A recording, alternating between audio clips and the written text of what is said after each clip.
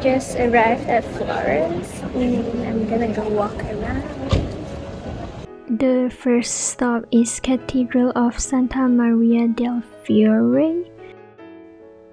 Crowned by Brunelleschi's magnificent dome, this engineering marvel was completed in 1436. It is one of the largest cathedrals in the world, dominating the skyline with its vibrant marble facade and stunning fresco interiors. My friend recommended this place for snacks and souvenirs. They have a bunch of stuff for tasting and they're very generous with it. I really liked their pistachio truffle and cookie.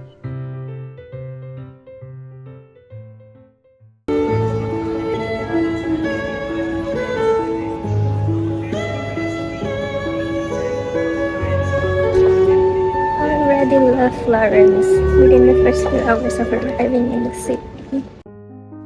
I really like how laid back the city is. Despite having lots of tourists, I didn't feel the rush of big bustling cities. There are a lot of spots to people watch, enjoy the breeze while having some gelato.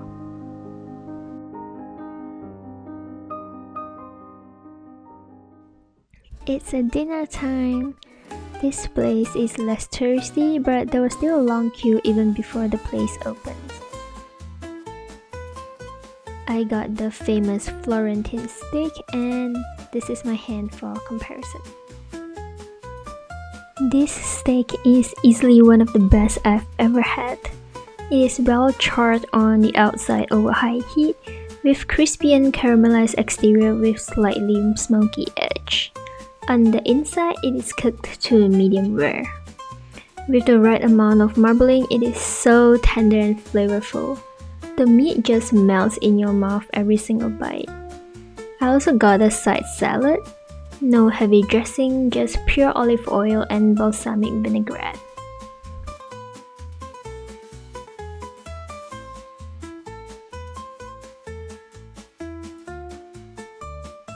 I was really full, but I knew I had to get a tiramisu when I saw they took it out of the fridge in a big bowl for another table.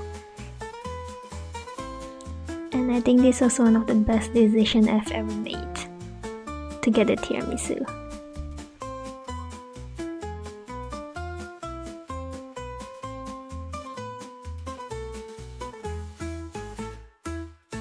I'm so full. Gonna go back to the hotel because we're gonna wake up early tomorrow.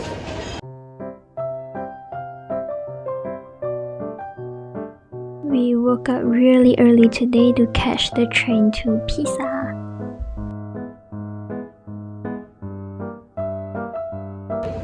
We're at Pisa!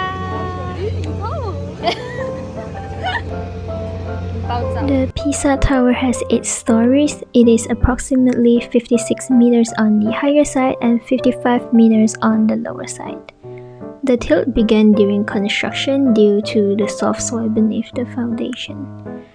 Over the centuries, the tilt worsened, reaching 5.5 degrees by 1990. But further efforts successfully reduced the tilt to about 4 degrees, ensuring its safety for visitors.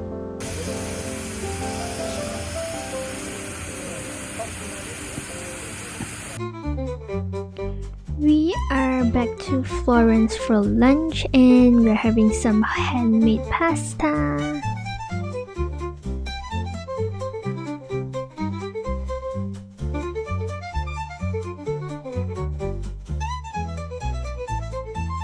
This place is famous for their truffle pasta in cheeseville.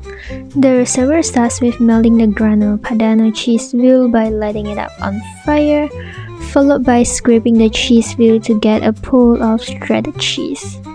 After that, they pour some freshly cooked handmade pasta and mix it really well to incorporate the cheese.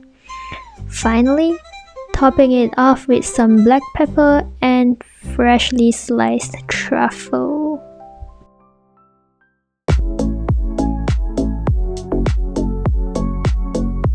We also got another meat-based pasta. And Finally finishing off with the deconstructed tiramisu and a shot of digestive, which is an Italian tradition that's supposed to help with settling the stomach.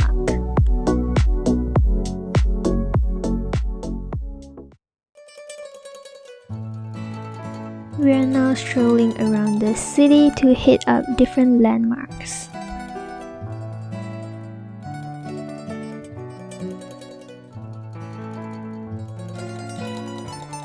This open-air gallery on the square's edge showcases stunning sculptures.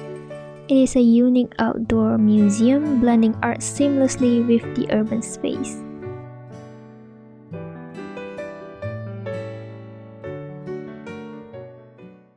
I'm gonna go get afghan. The place we wanted to go was not open since it's during the long summer break in Italy, so we settled on this only other shop that has the flowery shaped avocado. It was still good nonetheless. Coffee and ice cream in Italy just never goes wrong.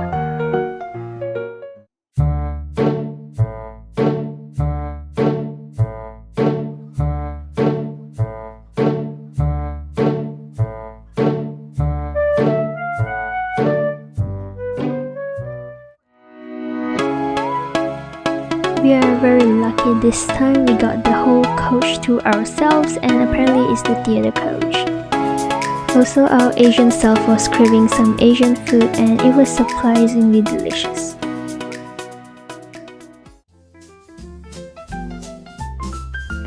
When we arrived in Rome, it was already late night. We checked into our hotel nearby the train station and just called it a night.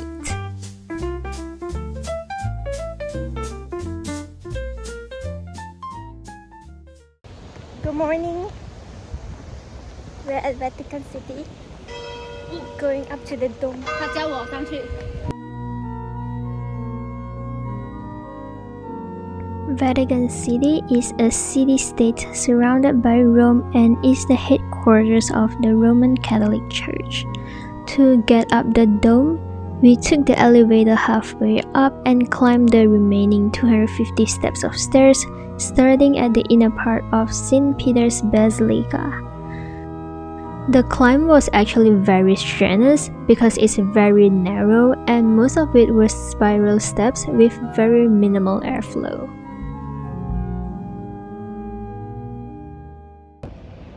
I just reached the top of the dome.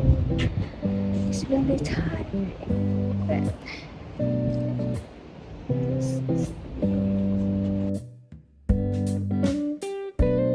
Here we got to see the world's smallest independent state and a treasure trove of history, faith, and art. Nestled within the heart of Rome, this sacred enclave spans just 44 hectares, yet it holds immeasurable cultural and spiritual significance.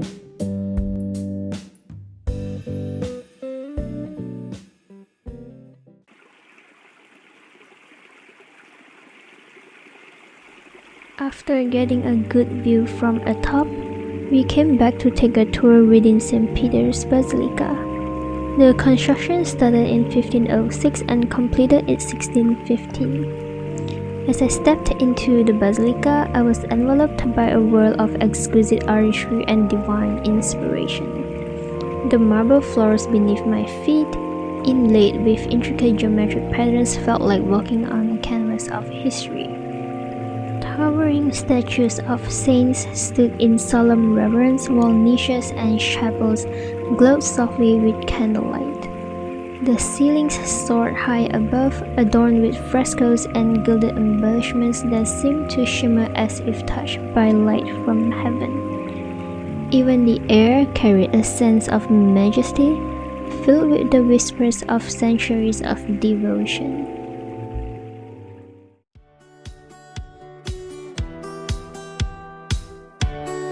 Inside Vatican City, there's also the Sistine Chapel and the museum which houses impressive art collections and ancient Roman artifacts.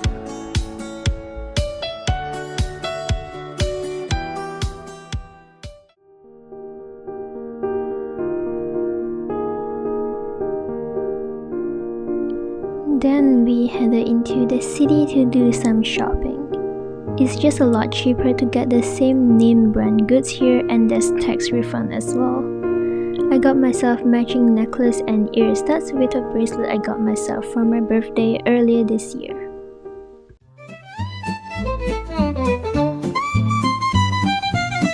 The famous Spanish Steps is just around the corner. Built in the early 18th century, this grand staircase of 135 steps connects the Piazza di Spagna at the base with the Trinità dei Monti Church at the top.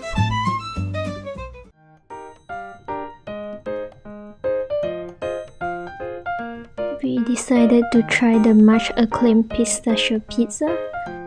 Starting with a thin crust, it is topped with a generous layer of creamy ricotta, traditional Italian cold cut artfully arranged on top, and finished with a drizzle of pistachio pesto.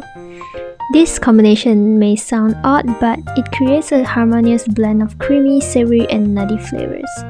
Definitely a must-try when you're in Rome.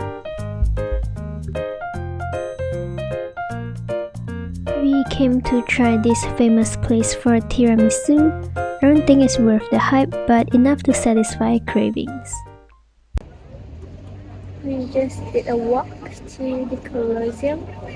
It's right in front of me right now. Built between 72 and 80 Anno Domini, this grand amphitheater once held up to 80,000 spectators, gathering to witness gladiatorial contests, wild animal hunts, and even mock naval battles.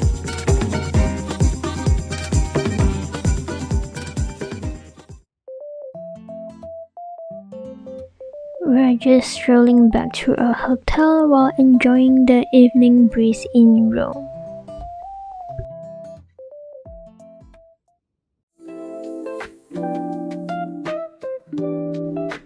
We only have half day today, so we woke up really early to hit up some final spots.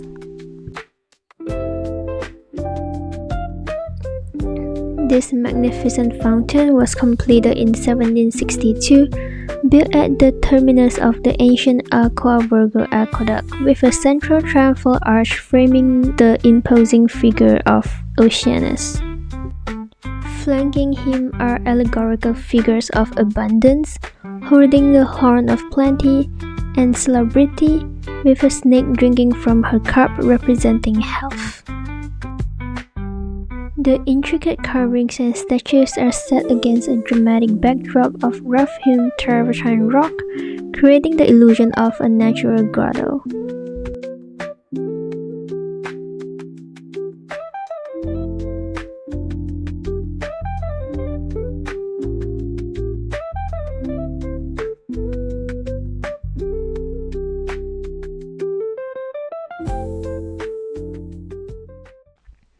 I was starving at this point, so I came to a brunch place, which is actually quite rare in Italy.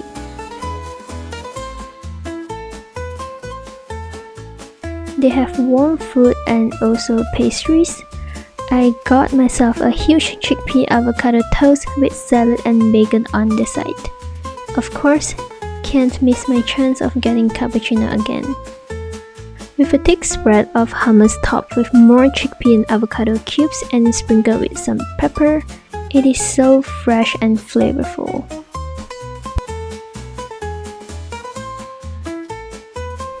With that, this is the end of my Italy trip, and see you in the next video.